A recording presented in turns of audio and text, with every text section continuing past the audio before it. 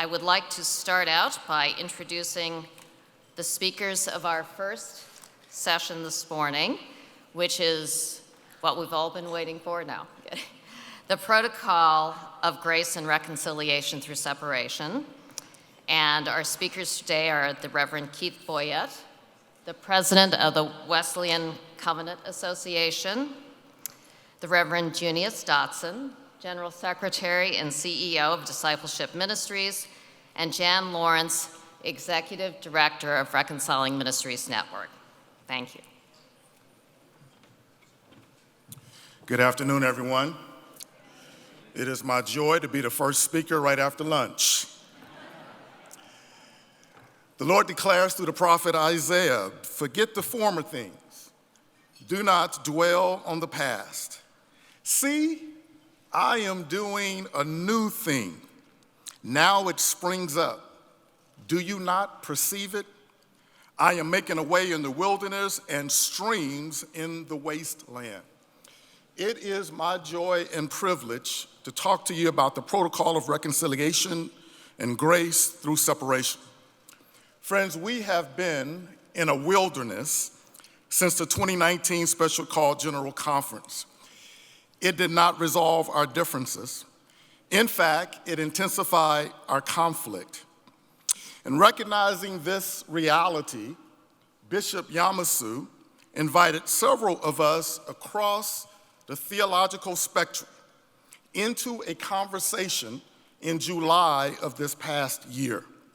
The goal of the conversation was to find consensus on a future that would not do further harm to the whole church. Now, I have to say to you that we agreed on almost nothing in our first meeting, but we did agree that we were at an impasse. We agreed that this impasse was paralyzing mission and ministry across our connection. We agreed that it threatened forward movement toward vitality and a sustained effort of intentionally reaching new people for Jesus. We agreed that the witness and mission of our church hung in the balance. We agreed that separation was inevitable. The uniqueness of this conversation was that it was broad, it was diverse, it was initiated by Central Conference leaders, and of course, this conversation morphed into a conversation that was mediated by the world-renowned Ken Feinberg. Ken Feinberg's presence spoke to the urgent historical significance of our time together. Feinberg, who brokered the 9/11 Victims Compensation Funds, the BP Deepwater Horizon disaster settlements, two of the worst disasters of the past 50 years. In any mediation, one of the foundational understandings is that no one side gets everything they want. The goal in our talks was not to create winners and losers.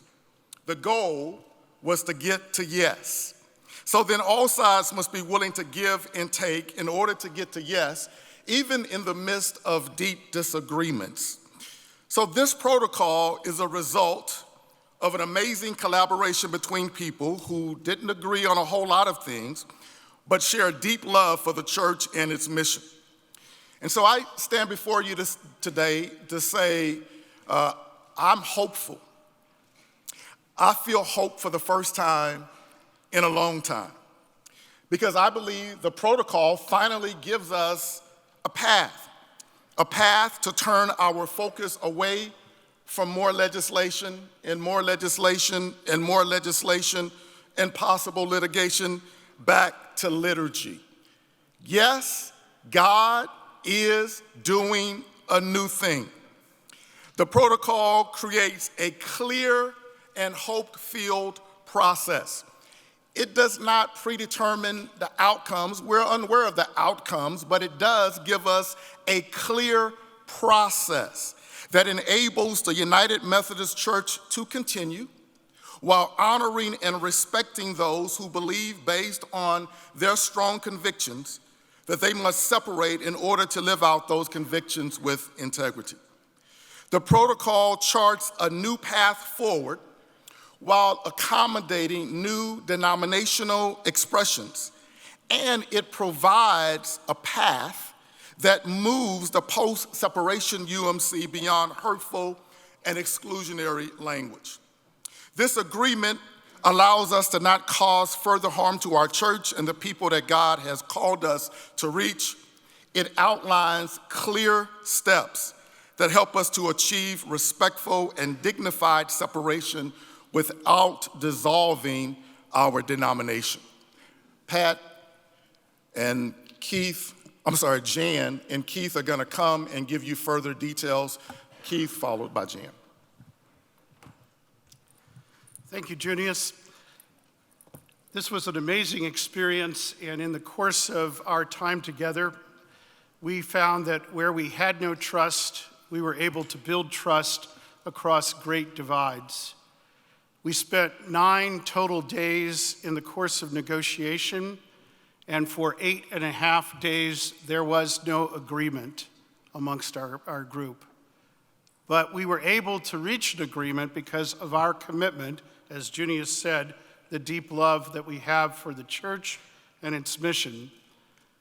My respect for those that were at the table with me is tremendous. Where we were unable, perhaps previously, to have conversations, new bridges for conversation have been established. My purpose in this time is to address for you the timeline and the voting thresholds in the protocol. As you're probably aware, the protocol provides that upon adjournment of the 2020 General Conference, new Methodist denominations may indicate that they're coming into formation, and then a process will begin where central conferences, annual conferences inside and outside the United States, and local churches can make decisions about how they want to align going forward. Our goal is to bless, send, and multiply for the sake of the greater mission of Jesus Christ. So the first level of decisions revolves around central conferences. Central conferences will have the right to make a decision about whether they desire to separate from the United Methodist Church and join or form a new Methodist denomination through December the 31st of 2021. They are to make their decision based upon a 2/3 vote. Every one of the voting thresholds were the result of significant negotiation and compromise. I say that this agreement, this plan, is set on a razor's edge because all of the different terms were carefully dependent upon other aspects of the decision. The central conferences, once they make their decision, annual conferences both inside and outside the United States will have an opportunity to make their choices. The annual conferences inside the United States can begin making decisions immediately after the adjournment of General Conference 2020, but will have until July the 1st of 2021.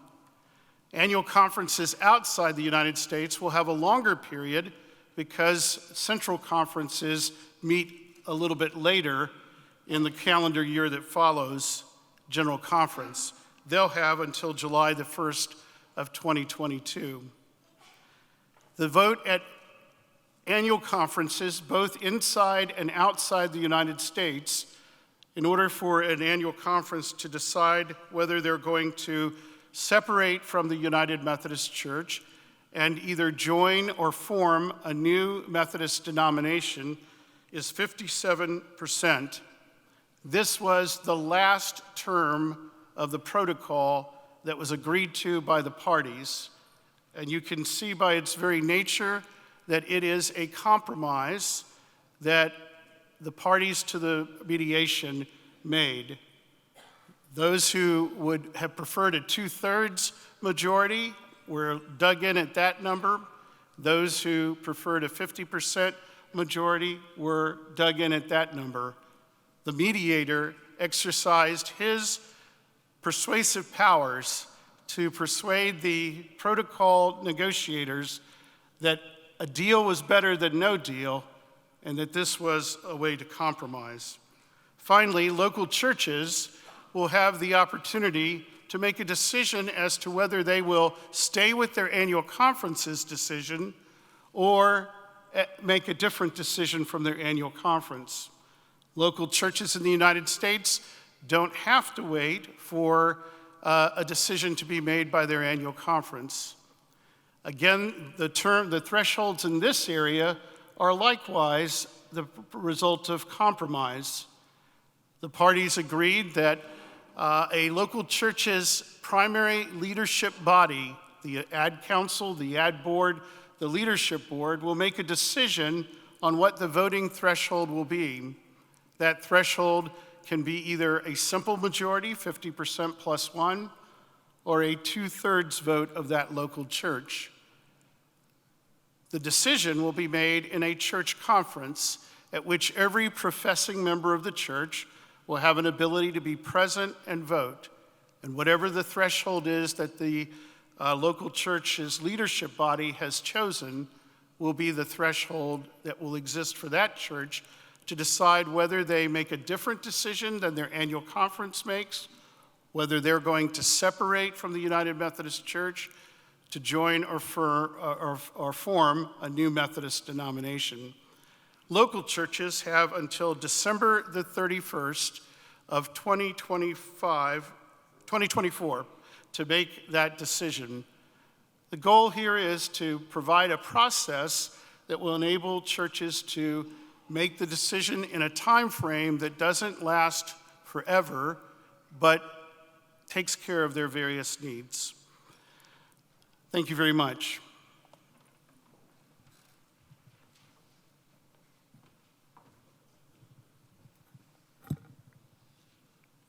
Good afternoon. First, I want to say greetings from Reconciling Ministries Network. I'm Jan Lawrence. I'm the executive director. My pronouns are she, her, hers. And I want to say a special word of welcome to those who are here, who are my lesbian, gay, bisexual, transgender, and queer siblings. These spaces can be difficult places to be in, and I appreciate your being here. I'm going to talk about two parts of our agreement. The first part I'm going to talk about is our financial agreement. The second part I will talk about is the moratoriums.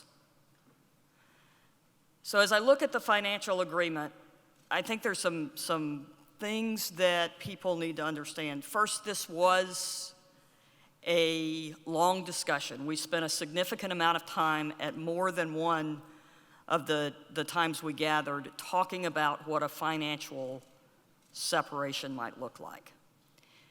When we met with the mediator, Ken Feinberg, the first time, he gave us a framework for our mediation. One of the three pieces of that framework was a financial agreement. We went through a process where we met as small groups that were diverse groups and talked about what we thought the issues were and what we thought what our job might be with respect to recommending a financial agreement. Then on our last meeting, we brought in some financial experts from different parts of the church, and we met with them and understood the reports that were available to us, and were able to ask questions.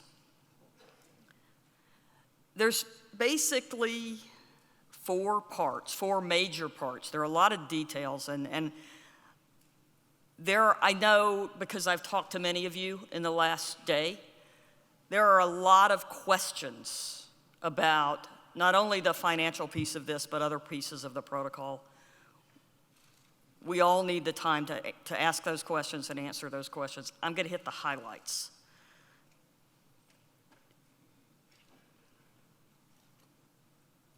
What we did is a few things. One is we agreed that the boards and agencies would remain intact. There was a lot of discussion about the future of the boards and agencies during some of the earlier meetings, and we agreed that they should remain intact and able to perform the ministries that they perform for the church. The four major pieces, though, beyond that, were first, finding a way to protect those parts of the church that had been impacted by the sins of racism, because we all knew that during budget cutting times, that was typically one of the first places that we look. So we wanted to protect that so that no matter what, going forward, there would be funds similar to what is there now for those ministries. So we allocated, or we set aside, $39 million over the course of 8 years for that work. It includes the work that I just mentioned. It also includes funds for Africa University. The second piece of the financial terms we talked about is $27 million allocated for new denominations that might form pursuant to the protocol. $25 million of that was identified over 4 years for a traditionalist denomination. We knew there was one that already had a legal structure and a significant number of followers. So that was the first thing we did, was we addressed that piece. We didn't know, those of us at the table did not have information about other groups who had gone through legal steps. We knew there were other groups in the church that were talking about forming new denominations, but we didn't know of any other group that had gone through the process of setting up a legal structure. So we established $2 million in seed money that, if it's not used, would go back into the general budget.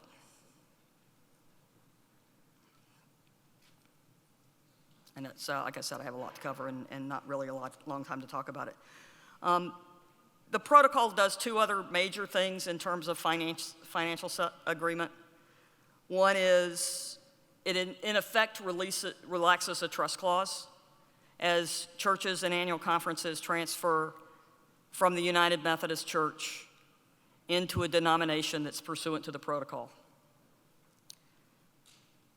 Churches and annual conferences take their property with them, their liabilities follow them. And the fourth piece is that unfunded pension liabilities would also follow. The second piece of what I was asked to talk about this morning is the moratorium. There are two items, or two places, where we have called for a moratorium. The moratorium we're asking for started January the 1st. One of those places is a moratorium on the processing of complaints and on any charges that are in process against LGBTQ people or their ministers for violations of the part of the discipline that restrict that. The second place where we ask for a moratorium, before I finish that, I want to say thank you to the bishops who have agreed to support that part of the moratorium. There's nothing binding on anything other than the 16 people that were at the table.